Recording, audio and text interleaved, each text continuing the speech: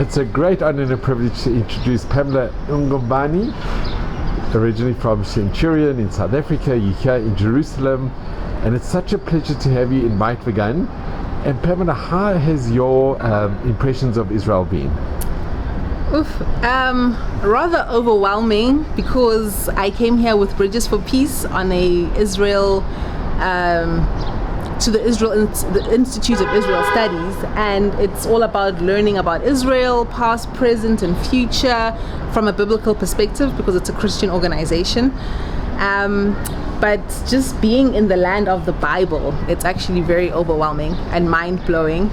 And you know, the prophecies talk about the Jewish people coming back, and we've had lessons from Torah scholars and lessons from rabbis, and you know, the one rabbi we spoke to, he was explaining to us that the Jewish people have defied all the laws of history. You know, so he was saying a miracle is when something defies the laws of history and nature for God's purpose. And the Jews survived exile, the changing of the names of their land, being massacred, scattered all over the world, but somehow they've now come back to their ancient land, speaking their ancient language.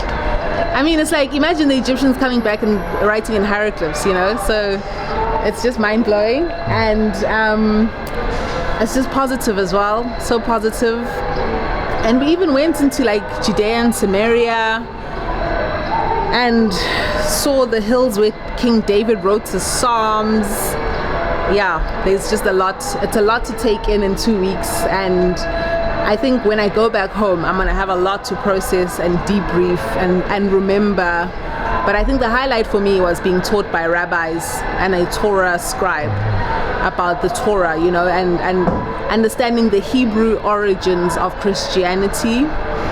Because, you know, when you don't understand the Hebrew origins of Christianity, you miss out on so much of the relationship you're supposed to be having with God. There was one of the leaders. This is just in the background, the siren for Shabbat. Oh, right. So it goes over the whole city, and people, we still have a few minutes afterwards to get ready, but this is, you actually feel the atmosphere of Shabbat. It's quite an amazing thing. Amazing. Okay. We weren't here for Shabbat last week. We were in the north. Have you ever heard the siren before? No. I've heard about it. I've never heard it. You'll see everybody like at the bottom are getting ready for Shabbat, and it's a very special atmosphere. So this is your first Shabbat in Jerusalem? Yes, in Israel. Wow, in Israel. Well, we had a Shabbat dinner, but we didn't have any sort of ceremony or anything. So this is my first real Shabbat ever. Wow. And it's in Israel, in Jerusalem. So that's pretty awesome. So yeah, learning from rabbis and Torah scribes about the Hebraic roots of the Bible. And like I always tell people, you know, I was born again in 2019, became a Christian, started reading the Bible, and I didn't realize that Jesus was Jewish. I didn't realize Jesus was a Jew. Can you imagine? I thought he was a Catholic. So learning that back then is what actually got me into the Old Testament, reading the Torah, the Tanakh. And you know, just that's what also then brought me into understanding the history of Israel, and then getting into the political side of things, because in South Africa everything about Israel is negative. There's nothing positive whatsoever. And you know, just bit by bit I started talking out on the radio and everything, and then I got the attention, and then I made contact with the Jewish Board of Deputies, actually, because I wanted to study the history of the ANC resolution to downgrade the embassy. And then I started speaking out in defense of Israel. I spoke out in defense of Israel in the May war last year of Guardians of the Walls. And then I also spoke out in defense of Lalela Mswane when they said she shouldn't come to Eilat because for the Miss Universe pageant. And then they hired me at South African Friends of Israel. So South African Friends of Israel We know that in South Africa, the narrative is Israel's an apartheid state. It was very much born at the Durban conference in 2001. So South Africa is very steeped in that Israel's an apartheid state narrative. And the reason why it sticks in South Africa and it's successful is because it touches at the core value of every black person in South Africa. You just have to say the word apartheid or the word colonialism, and people are done. They stop listening, they switch off, they go into reflex mode. So we think that the best way to counter that is to show the true side of Israel and the Jewish community, to show the philosophy of tikkun olam in action. And that is, Rabbi Jonathan Sachs, he says one of the hallmarks of Judaism is education. And we think that if Jewish and Israeli organizations can teach African communities how to build institutions through which they can then drive their own development in partnership with Jewish and Israeli organizations, that will cut through to the core of what it means to be a human being, and that will then counter that apartheid narrative in a practical way and in a way that uplifts people, because apartheid narrative doesn't uplift anyone. It actually degrades people because it makes them into victims. And so we're saying the story of Israel is a story of empowerment. It's miraculous, it's wonderful, and it's very practical, because God is actually so practical. And that's what you learn from a Hebrew scholar, is how practical God is.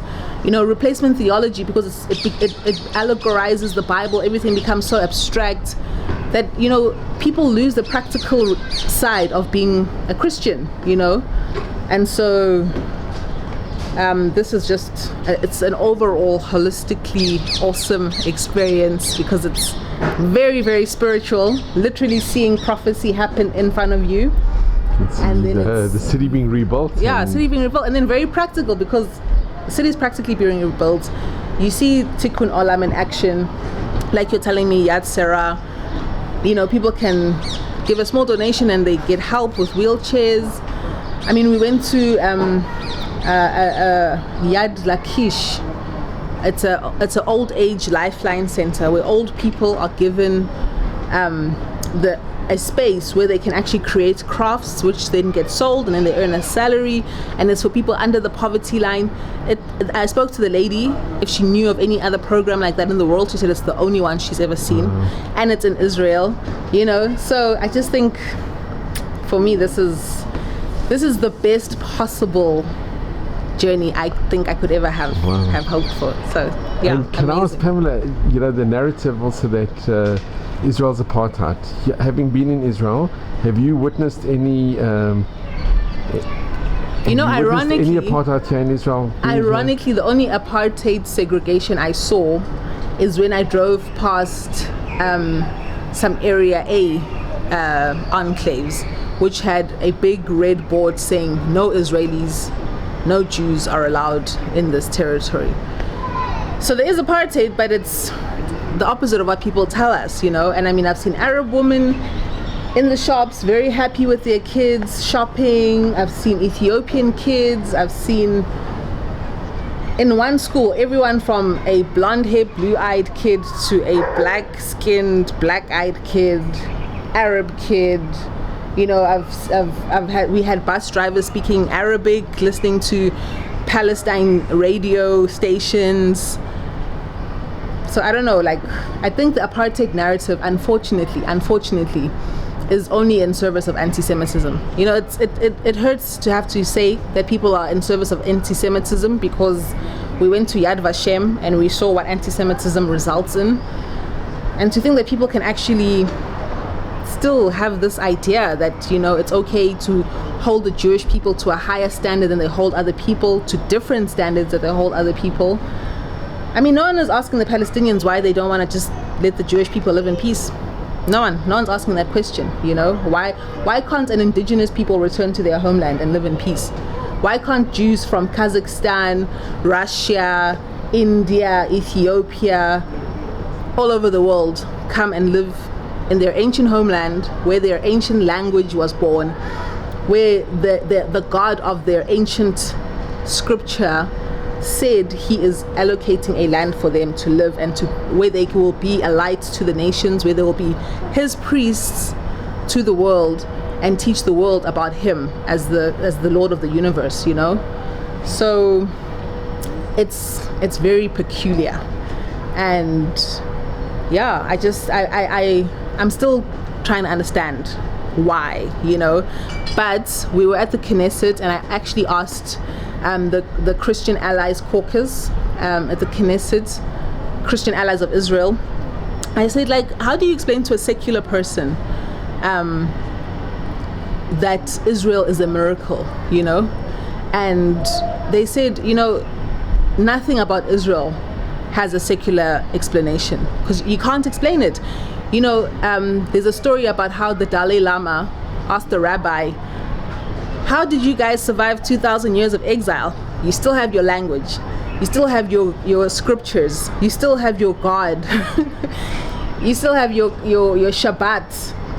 You know, I mean, there's like archaeological finds from 2,000 years ago of a letter written by an Israeli commander asking for the 7 species so he can observe Shabbat or Passover, I can't remember, but it's exactly the same ingredients that are being used today, you know. So the Dalai Lama said, how are you surviving? We've been in exile for 56 years and we're falling apart, you know. So he said there's no secular explanation. It's just something you have to understand from a spiritual perspective. And I mean, if anti-Semitism is a manifestation of some sort of spiritual factor, then I think that's something which we really need to grapple with, especially as Christians. I mean, I'm a Christian. There's so many people in the world that call themselves Christians. Apparently 3.2 billion people on earth are Christians. So they're the ones who are supposed to be asking the questions. Why is this spiritual thing called anti-Semitism happening? Why are we not talking about it? Because we're supposed to be the spiritual people on this planet, you know. I mean, and all the other religions that claim to be spiritual, I think it's one of the issues of our times, you know. The greatest issue of our time, spiritually speaking, is anti-Semitism, and I think it's something we need to talk about. Well, it's been such an honor and a privilege to have you here. Thank and you. We hope you enjoy the rest of your stay. Thank and you. you are such an amazing example we can all strive to emulate. Thank you. And such an ambassador for Israel and the Jewish people, and just continuing the most amazing work that you do. Thank you. It's an honor to be able to learn the truth about Israel and the Jewish people, and to, you know, stand on the side of truth. And yeah, it's an honor for me personally. Thank you. Thank you so much, Pamela. Shabbat Shalom, and all the very best. And it's an honor for us to have you. Thank absolutely. you. Shabbat Shalom.